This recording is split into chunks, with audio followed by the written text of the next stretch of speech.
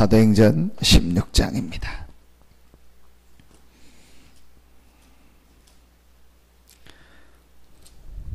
사도행전 16장 14절 15절 두 절 같이 한 목소리로 합독합니다. 사도행전 16장 14절 15절입니다. 같이 한 목소리로 합독합니다. 두아디라시에 있는 자색 옷감 장사로서 하나님을 섬기는 루디아라 하는 한 여자가 말을 듣고 있을 때 주께서 그 마음을 열어 바울의 말을 따르게 하신지라. 그와 그 집이 다 세례를 받고 우리에게 청하여 이르되 만일 나를 주 믿는 자로 알거든 내 집에 들어와 유하라 하고 강건하여 머물게 하니라. 아멘. 마게도냐 지역에 처음 복음이 증거되고 거기 이 복음 운동에 쓰임받은 교회가 빌립보 교회인데 그 빌립보 교회가 세워지는 장면이 오늘 이 장면입니다. 거기에 대표적인 중요하게 쓰임받았던 한 사람이 나오는데 루디아입니다. 그것도 옷감 장사를 하던 여자였습니다.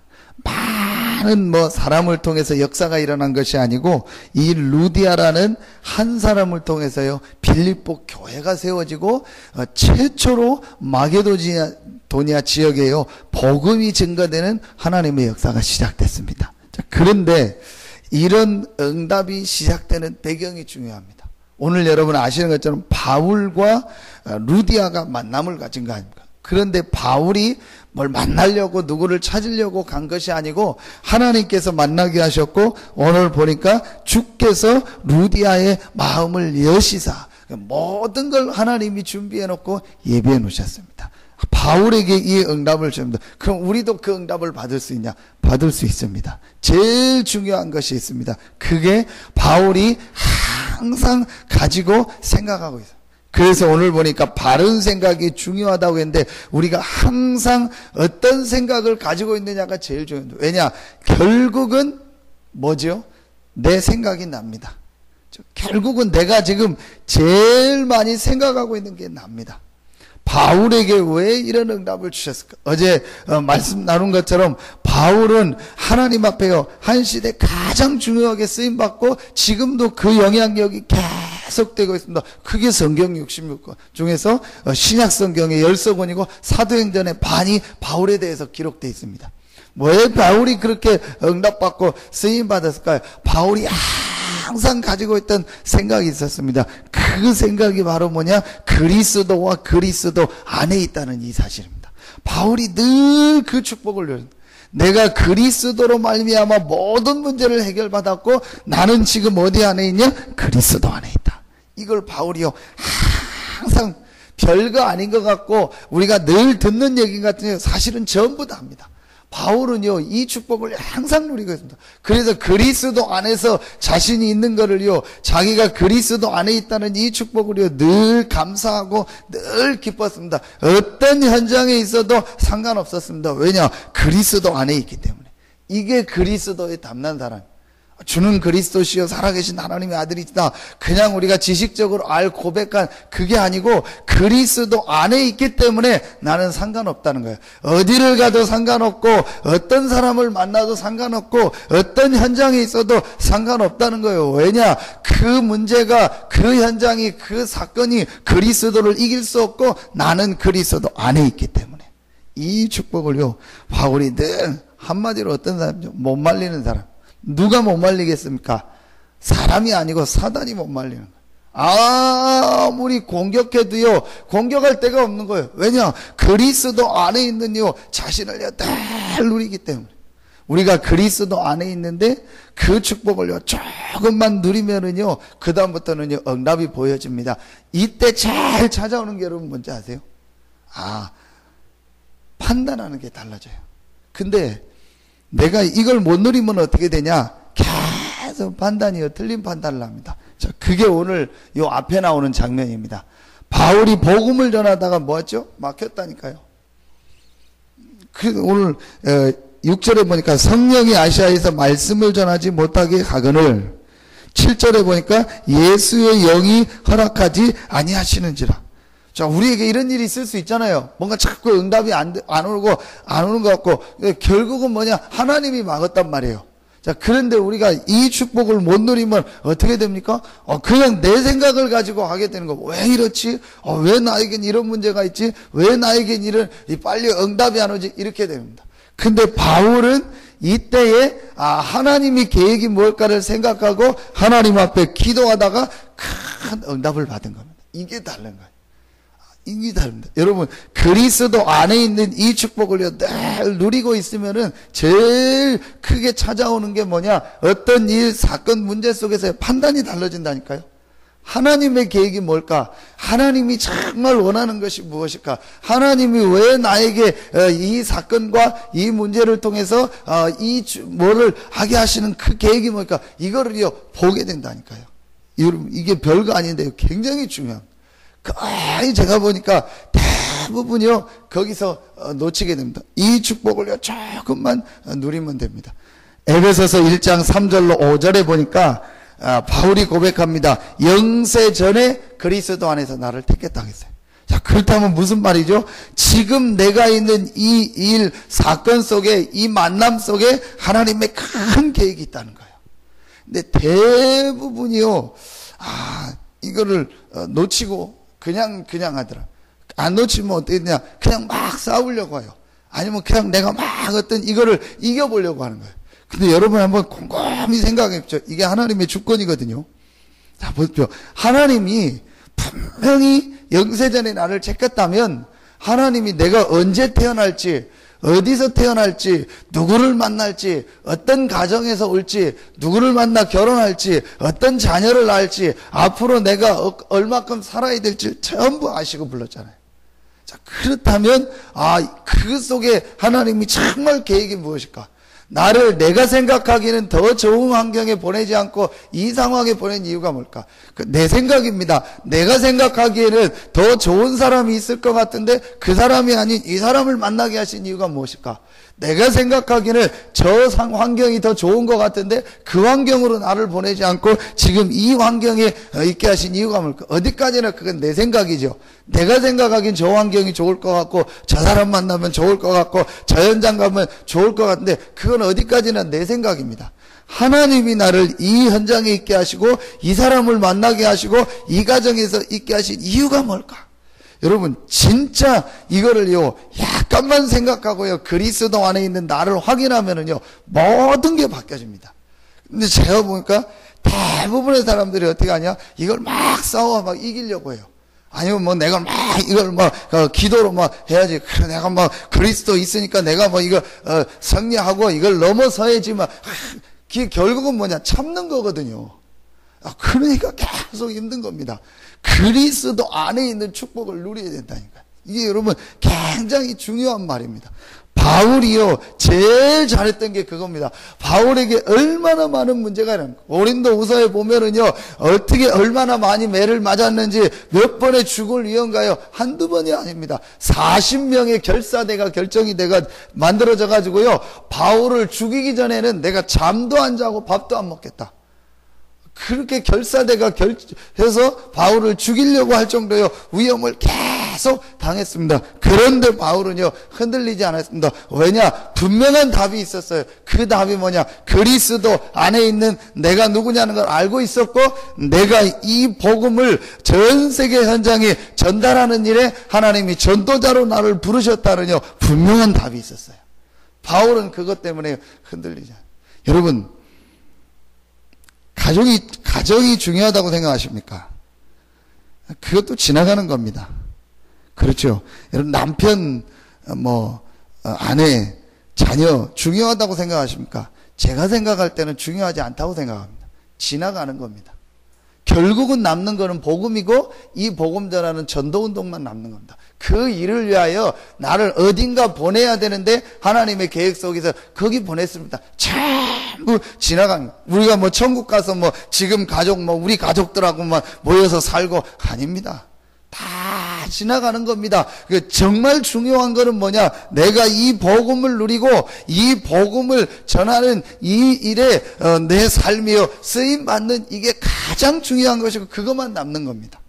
근데 이거를 못 보면은요 어떻게 되냐? 거기에 생각을 다 보내는 거예요. 제가 볼 때는요, 참 그래 안타깝다. 또 그분 입장이 있고 사람들의 다 입장이 있겠지만 정말 이걸 누려야 됩니다. 오늘 말씀 보니까요, 이 축복을 누리는 사람은요 제일 달라지는 게 뭐냐? 영적 상태입니다. 내가 이 복음을 정말 누리고 전도 축복에 있으면은요 제일 바뀌어지는 게 뭐냐? 나의 영적 상태입니다.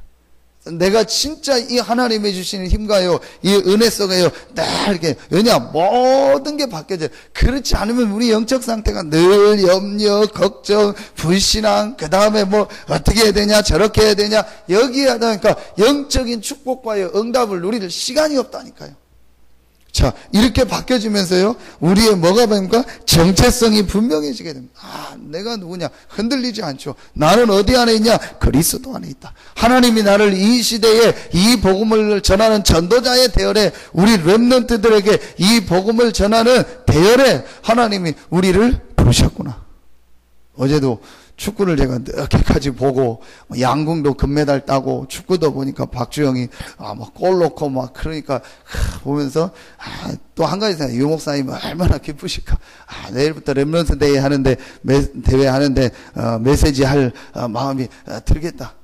그런데요, 지금요, 그런 렘넌트들이 곳곳마다 일어나고 있습니다. 앞으로 10년, 20년 뒤에 어떤 일을, 저희하고는 또 다릅니다. 뱃속부터, 저는요, 이번에도 대구 가서 보면서요, 다 우리 생각이요. 우리는 애 키우고 하면 달라요. 그 애가요, 갓난 애기인데요, 그 더운데 엄마가 와서요, 메시지 듣고, 우리 생각하기엔 애 어린데 어디 가면 되냐. 전부 다, 죄송한 표현인데 쓸데없는 생각이요. 다 우리 생각이요. 와서요, 엄마들이요, 복음 듣고요, 얘기하고, 아이들하고 기도하고요, 그 집회 참여해가지고 내일부터 한번 가보십시오. 그 더운데도요, 유모차 몰고요, 갓난 애기 데리고 와가지고, 복음 듣고. 그러니까 앞으로 어떤 인물이 나올지 몰라요.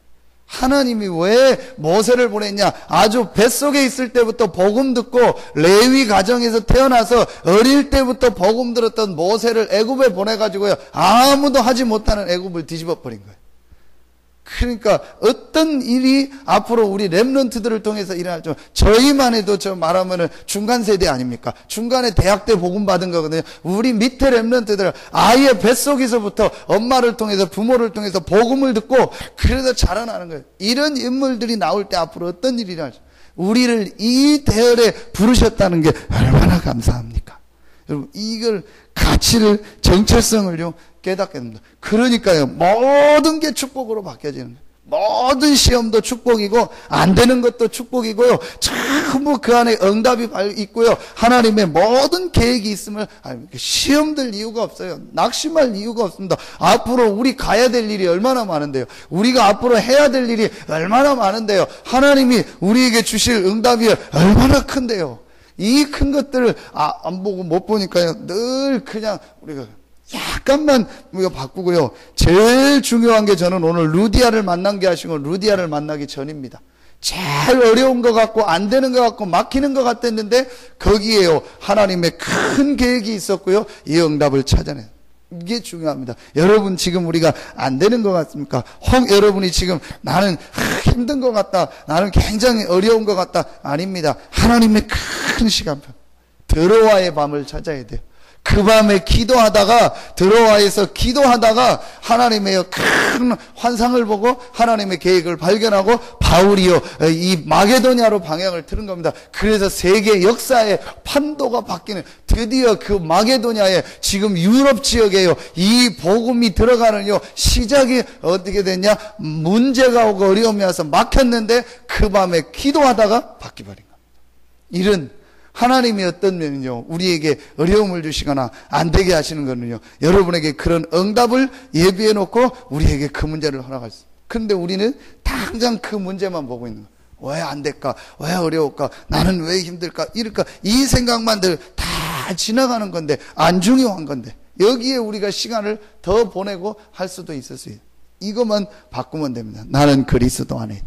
그리고 내가 해야 될 일은 뭐냐? 이 은혜의 복음을 모든 사람에게 증거하고 증언하는 일에 하나님 내가 쓰임받는 전도자의 삶을 사는 것이 내가 할 일이다. 그리고 이 축복을 우리 후대들 렘넌트들에게 원색적 복음을 전달하고 하나님 앞에 가는 것이 하나님이 나를 부르신 이유다.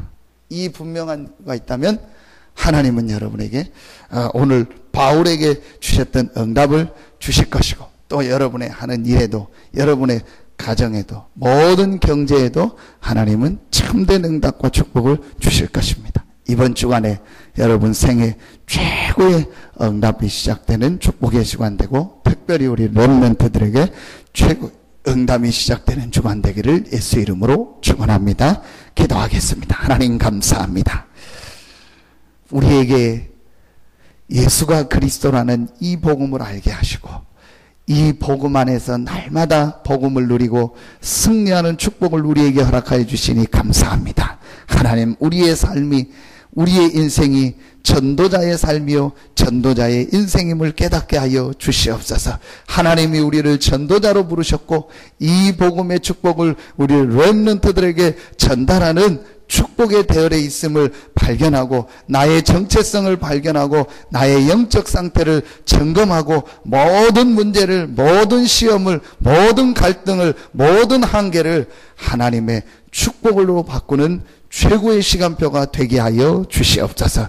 이번 주간에 있을 세계 렘넌트 대회를 축복하시고 말씀 전하시는 목사님과 스태프들과 전 세계에 흩어졌다가 다시 모여 마가다락방의 응답과 축복을 회복하는 우리 만여 명의 모든 렘넌트들에게 생애 최고의 축복의 시간표가 되게 하여 주시옵소서. 우리 렘넌트들을 위하여 배후에서 기도하는 모든 교회와 또 우리 성도들 한 명 한 명에게 렘넌트 운동하는 자들에게 주셨던 응답과 축복을 허락하여 주시옵소서. 하나님께 모든 영광을 돌려오며 예수 그리스도 이름으로 축복하며 기도하옵나이다. 아멘.